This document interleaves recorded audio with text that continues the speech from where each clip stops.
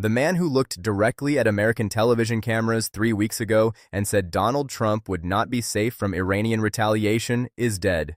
Ali Larijani, the closest thing the Islamic Republic had to a number two in its power structure, the former Speaker of Parliament, the chief nuclear negotiator, the man who survived 4 decades of internal Iranian politics by being indispensable to every faction simultaneously, was killed today.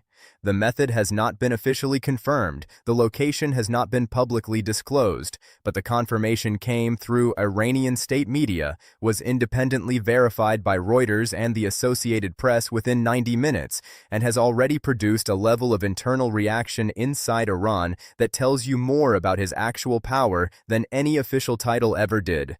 And the mainstream coverage is giving you his biography.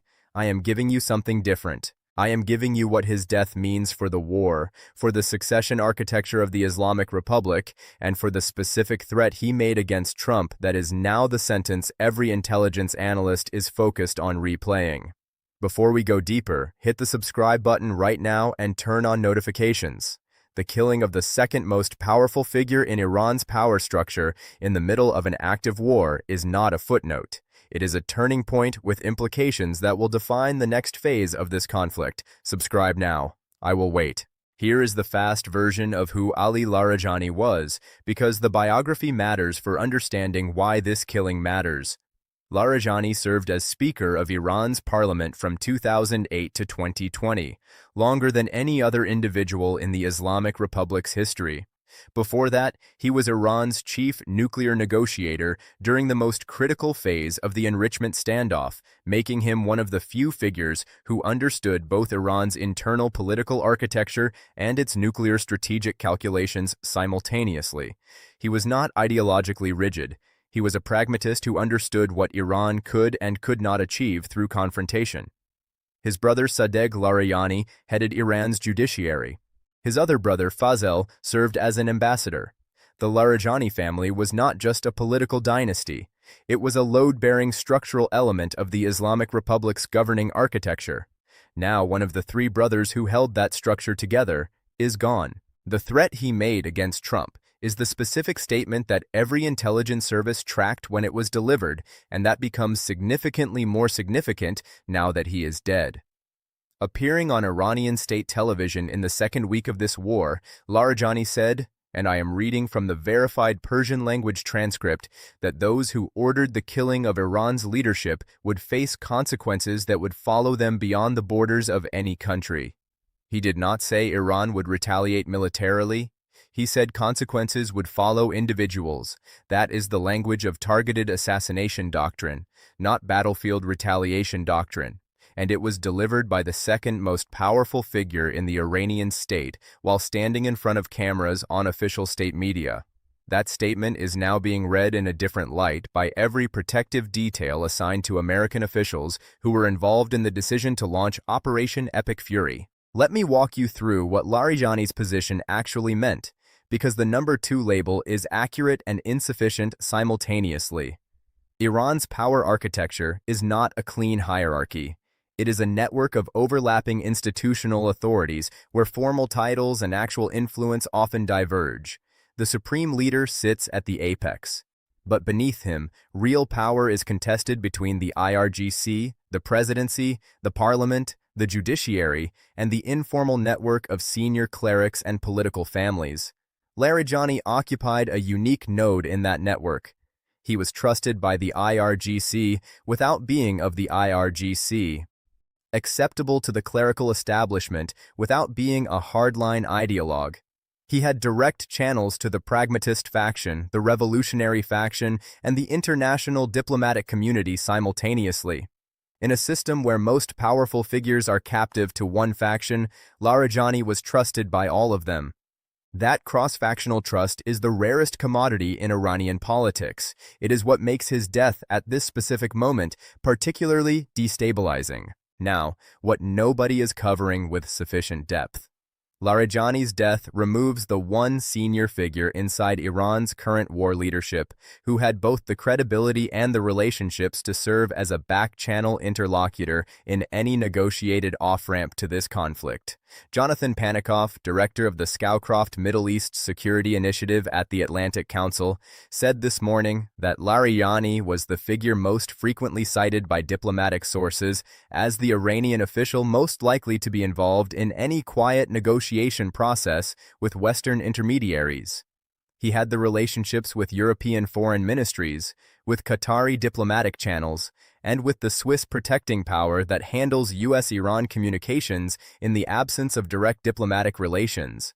Whether those back-channel conversations were actually occurring is not publicly confirmed, but the person most capable of conducting them is now dead, and the path to any negotiated resolution of this conflict just narrowed in ways that are not yet fully measurable. Okay, I have to be fair here.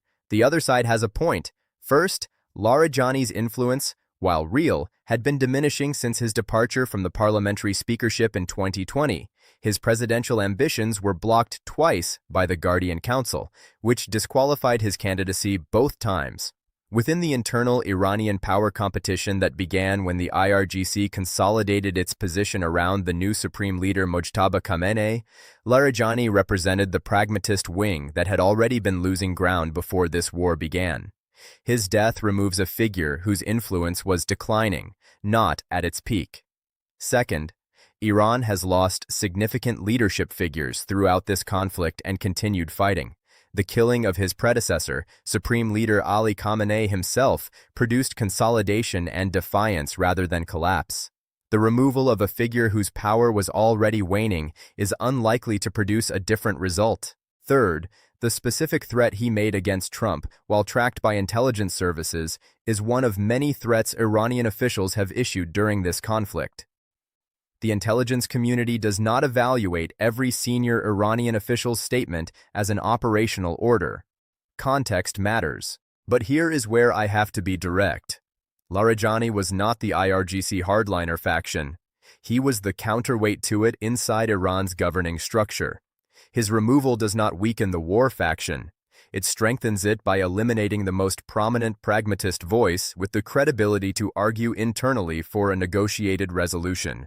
The Islamic Republic just lost its most experienced diplomat, its most skilled political operator, and the official most capable of building the internal political consensus that any ceasefire agreement would require.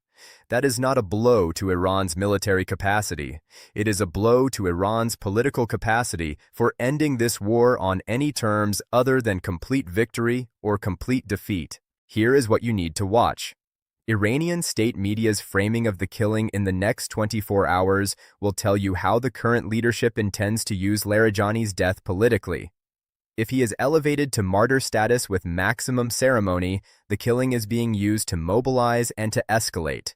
If the official response is measured and procedural, the current leadership is managing the information carefully because it does not want to acknowledge how significant a loss this represents. Watch the IRGC's immediate public posture. If the IRGC issues a direct threat statement in connection with Larijani's death, that is the hardline faction using this moment to consolidate its position as the dominant voice in Iran's war leadership. And watch the back-channel indicators. Qatar's foreign ministry and the Swiss foreign ministry are the two diplomatic nodes most likely to reflect whether the already narrow path to negotiation has now effectively closed. Subscribe now. Turn on notifications. When Iranian state media's full response is documented, I will cover it immediately. When the back-channel diplomatic indicators shift, I will break down what they mean. When the IRGC responds publicly, I will analyze every word of it. Ali Larijani is dead. The pragmatist faction inside Iran's war leadership just lost its most significant voice. The hardline faction just got stronger. Evidence first, analysis second. You decide what it means. This is today.